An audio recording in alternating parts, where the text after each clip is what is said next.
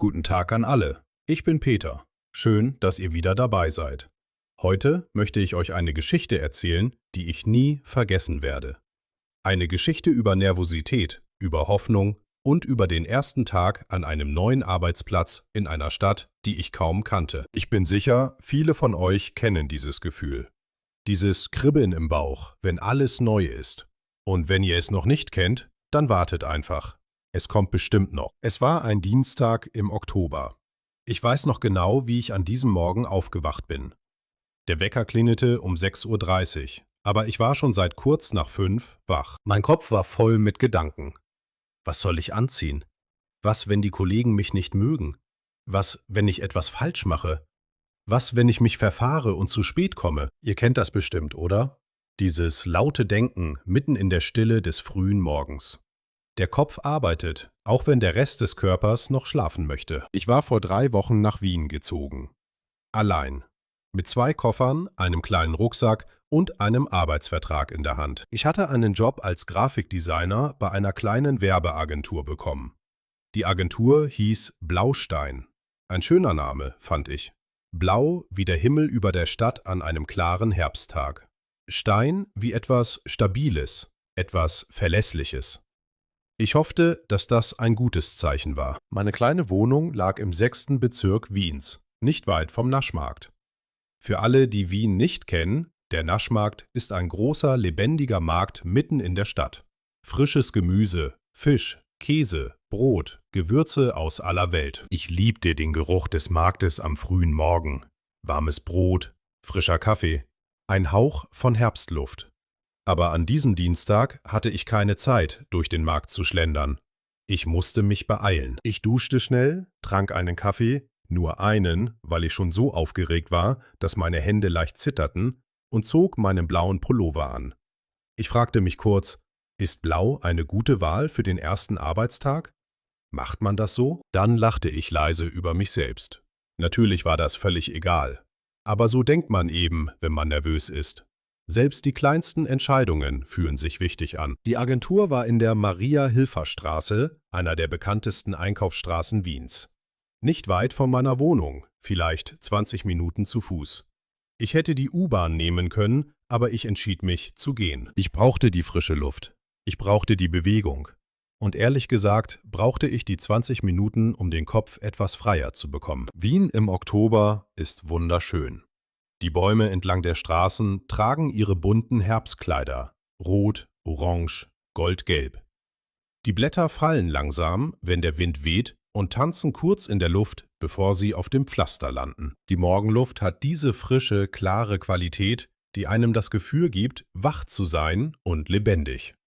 Die Cafés öffnen ihre Türen und der Geruch von frisch gemahlenem Kaffee zieht durch die Straßen. Ich blieb kurz stehen und schaute auf das Treiben um mich herum. Menschen eilten zur Arbeit, Kinder liefen zur Schule, eine ältere Frau kaufte Blumen an einem kleinen Stand. Das Tram, in Wien sagt man Straßenbahn, ratterte an mir vorbei mit ihrem vertrauten Geräusch. Ich dachte, das ist jetzt meine Stadt, meine neue Heimat. Das Gefühl war seltsam, irgendwo zwischen Freude und einer leichten Melancholie. Aber viel mehr Freude. Um 9 Uhr stand ich vor dem Eingang der Agentur. Ein modernes Gebäude mit großen Glasfenstern, saubere Fassade, eine kleine grüne Pflanze neben der Eingangstür. Das Schild an der Wand sagte schlicht Blaustein Werbeagentur. Ich atmete tief durch. Einmal langsam ein, einmal langsam aus. Dann drückte ich auf die Klingel. Eine junge Frau öffnete die Tür. Sie hatte kurze braune Haare und ein offenes, freundliches Gesicht. Sie lächelte mich an. Ein echtes Lächeln, nicht das höfliche, das man manchmal bekommt, und sagte, »Guten Morgen, Sie müssen Peter sein. Ich bin Lisa, ich bin die Assistentin hier. Kommen Sie rein, wir haben Sie schon erwartet.« Ich lächelte zurück, trat ein, und der erste Schritt war getan. So einfach war das. Drinnen war die Agentur heller, als ich erwartet hatte. Hohe Decken, große Fenster, weiße Wände, an denen bunte Plakate, Drucke und Designarbeiten hingen. Überall lagen Skizzen und Muster, Bücher mit Farbkollektionen, kleine Modelle und Prototypen. Es roch nach Kaffee und ganz leicht nach frischer Druckfarbe. Eine Mischung, die irgendwie sofort kreativ wirkte.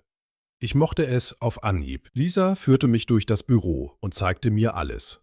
Die Küche mit der großen Kaffeemaschine, sehr wichtig, betonte sie, das Besprechungszimmer mit dem runden Tisch, die Toiletten, den kleinen Balkon, auf dem man in den Pausen sitzen konnte. Und dann stellte sie mich meinen neuen Kollegen vor. Da war Thomas, der Chefdesigner. Ein ruhiger Mann, vielleicht Mitte 40, mit einer runden Hornbrille und einem freundlichen, ruhigen Gesicht. Er stand auf, als ich kam, und schüttelte mir fest die Hand. »Willkommen im Team, Peter. Wir freuen uns wirklich, dass du da bist. Wir haben auf dich gewartet.« Das klang aufrichtig, nicht wie eine höfliche Floskel. Und das machte einen Unterschied. Dann war da Mia, die Texterin. Sie war vielleicht 30 Jahre alt, hatte lange rote Haare und sprach schnell und mit viel Energie.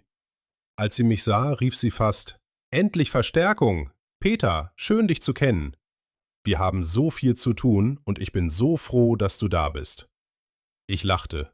Ich konnte nicht anders. Ihre Energie war ansteckend. Ich war sofort ein bisschen weniger nervös. Und schließlich war da noch Klaus. Klaus war der Älteste im Team, vielleicht 60 Jahre alt, mit weißem Haar und einem gepflegten Bart. Er war der Experte für Kundenkontakt und Kommunikation. Er trank immer Tee, nie Kaffee, das war mir sofort aufgefallen, und er sprach langsam, bedächtig und immer sehr genau. Er schaute mich kurz an und sagte ruhig: »Willkommen in Wien, Peter.« Eine Pause. Dann zwinkerte er. »Wien macht süchtig. Du wirst es merken.« Ich dachte, was für ein wunderbares, interessantes Team. Mein Schreibtisch stand am Fenster. Der beste Platz, wie ich fand. Ein großer Monitor, eine gute Tastatur, ein ordentlicher Stuhl. Und daneben stand eine kleine grüne Pflanze in einem weißen Topf. Mia hatte sie dorthin gestellt, wie ich später erfuhr. »Pflanzen bringen Glück«, sagte sie zu mir, als ich sie danach fragte. »Und außerdem sehen sie schön aus.« Beides stimmte. Der Vormittag verging schnell. Viel schneller, als ich erwartet hatte. Thomas erklärte mir geduldig unsere aktuellen Projekte. Es gab viel zu verstehen. Neue Programme, die ich noch nicht so gut kannte, neue Arbeitsabläufe, neue Kunden mit ihren spezifischen Wünschen und Geschmäckern. Manchmal verstand ich etwas nicht beim ersten Mal und musste nachfragen. Das war mir unangenehm. Ich wollte nicht dumm wirken. Aber Thomas war geduldig. Er erklärte alles nochmal, ohne eine Miene zu verziehen. Das half sehr. Einmal machte ich einen kleinen Fehler bei einem Dateinamen. Ich speicherte eine Datei unter dem falschen Format. Mia sah es und rief quer durch den Raum: »Peter, falsches Format!« Aber kein Problem, passiert uns allen. Alle lachten kurz, ich auch. Dieser Moment löste viel Anspannung in mir. Fehler waren erlaubt. Das Wichtigste war, daraus zu lernen. Um 12 Uhr fragte Mia: »Gehst du mit uns Mittagessen?« Ich nickte sofort. Natürlich. Essen ist immer eine gute Gelegenheit, neue Menschen besser kennenzulernen. Außerhalb des Büros, entspannter, ohne den Druck der Arbeit. Wir gingen zu fünft. Thomas, Mia, Klaus, Lisa und ich. In ein kleines Restaurant um die Ecke. Es hieß »Zur alten Post« und sah aus wie eine klassische Wiener Wirtshausküche.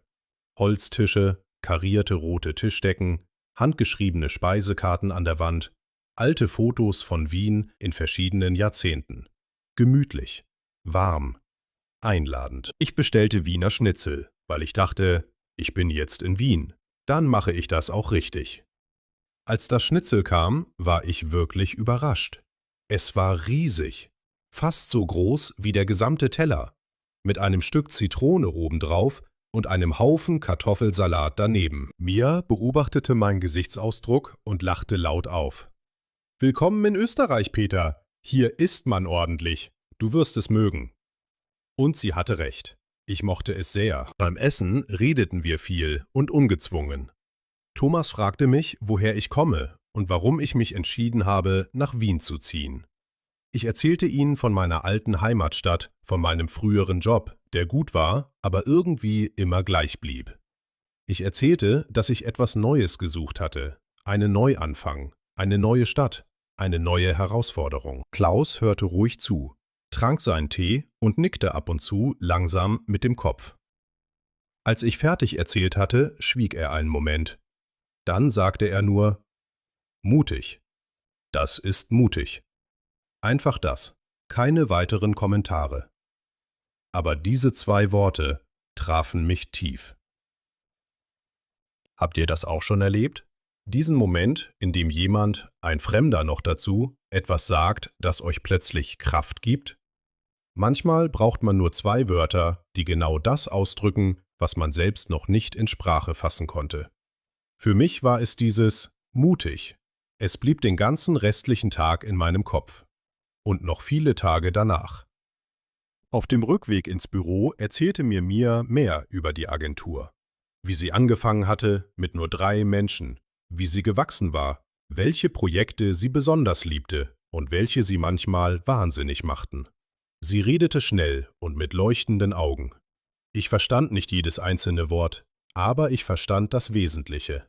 Und das genügte. Der Nachmittag war ruhiger. Jeder kehrte an seinen Schreibtisch zurück. Ich begann, an einem kleinen Designprojekt zu arbeiten.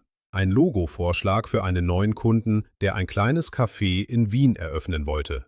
Noch nichts Entscheidendes, aber es war meine Aufgabe. Mein erster eigener Beitrag. Ich arbeitete konzentriert und vergaß dabei fast die Zeit. Gegen 4:30 schaute Thomas kurz auf meinen Bildschirm und nickte. Das sieht gut aus, Peter. Für den ersten Tag ist das wirklich stark. Wir schauen es uns morgen gemeinsam an. Einfache Worte. Aber sie bedeuteten mir sehr viel. Auf dem Heimweg spazierte ich wieder durch die Mariahilfer Straße. Die Sonne stand nun tief und tauchte die ganze Straße in ein warmes, goldenes Licht. Die Schaufenster glänzten, die Menschen eilten nach Hause und die Straßenbahn fuhr mit ihrem vertrauten Geräusch an mir vorbei. Ich blieb kurz an einer Ecke stehen und schaute auf die Straße. Ich dachte, ich bin jetzt ein Teil dieser Stadt. Nicht mehr ein Fremder, noch kein Einheimischer, aber etwas dazwischen. Und das war gut. Das war der richtige Anfang. Zu Hause kochte ich mir einfache Pasta mit Tomatensauce. Nicht aufwendig, aber warm und befriedigend. Ich war müde, eine gute, angenehme Müdigkeit. Die Art von Müdigkeit, die kommt, wenn der Tag wirklich voll war. Nicht leer, nicht langweilig, sondern richtig voll. Ich setzte mich an das kleine Fenster meiner Wohnung, schaute auf die abendliche Straße hinunter und trank meinen 2. Kaffee des Tages. Die Lichter der Stadt funkelten. Irgendwo in der Ferne spielte jemand leise Musik. Ich konnte nicht erkennen, was, aber es klang schön. Eine Straßenbahn fuhr vorbei, und ihr Geräusch hallte kurz durch die stiller werdende Straße. Ich öffnete mein Notizbuch. Ich schreibe gerne auf, was ich erlebt habe, was mich bewegt hat, und schrieb nur einen einzigen Satz. Heute war ein guter Tag. Das war alles. Mehr brauchte es nicht. Wenn ich jetzt auf diesen Tag zurückblicke, und das tue ich oft, dann sehe ich, dass der erste Tag an einem neuen Arbeitsplatz gar nicht so schlimm ist, wie man ihn sich vorher ausmalt. Ja, man ist nervös. Ja, es gibt Momente der Unsicherheit. Ja, man macht Fehler. Aber man lernt auch neue Menschen kennen, die einen überraschen. Man entdeckt neue Orte, die man zu schätzen lernt. Und man entdeckt sich selbst ein bisschen neu. Die größte Überraschung an diesem Tag war, wie warm die Aufnahme war. Ich hatte erwartet, dass es kalt sein würde. Eine neue Stadt, fremde Gesichter, unbekannte Gewohnheiten. Aber stattdessen fand ich Offenheit, Freundlichkeit, ein echtes Willkommen. Von Thomas, der geduldig erklärte. Von Mia, die mit ihrer Energie den Raum zum Leuchten brachte. Von Klaus, der mit 2 Worten mehr sagte als andere in langen Sätzen. Und von Lisa, die mich an diesem ersten Morgen mit einem echten Lächeln hereingebeten hatte. Vielleicht liegt das an Wien. Die Stadt hat eine besondere Art, Menschen aufzunehmen. Oder vielleicht liegt es einfach daran, dass die meisten Menschen, egal wo auf der Welt, wissen, wie es sich anfühlt, neu zu sein. Fremd, unsicher. Und weil sie das wissen, sind sie freundlich. Weil sie sich selbst noch an dieses Gefühl erinnern. Habt ihr auch schon einen ersten Arbeitstag erlebt, den ihr nie vergessen werdet? Einen Tag, an dem alles neu war. Die Umgebung, die Gesichter, die Aufgaben? Schreibt mir in die Kommentare. Ich freue mich wirklich, von euren Erfahrungen zu lesen. Jede Geschichte ist einzigartig und jede ist es wert, erzählt zu werden. Wenn ihr euer Deutsch verbessern möchtet, dann bleibt dabei und abonniert den Kanal, wenn ihr das noch nicht getan habt. Jede neue Geschichte bringt neue Wörter und Ausdrücke. Ihr lernt durch Zuhören und durch echte Situationen. Wenn euch diese Geschichte gefallen hat, freue ich mich über einen Daumen hoch. Das hilft sehr und zeigt mir, dass ihr dabei seid. Es war mir wie immer eine Freude, mit euch diese Geschichte zu teilen. Passt gut auf euch auf, bleibt neugierig und wir sehen uns beim nächsten Mal. Tschüss und auf Wiedersehen.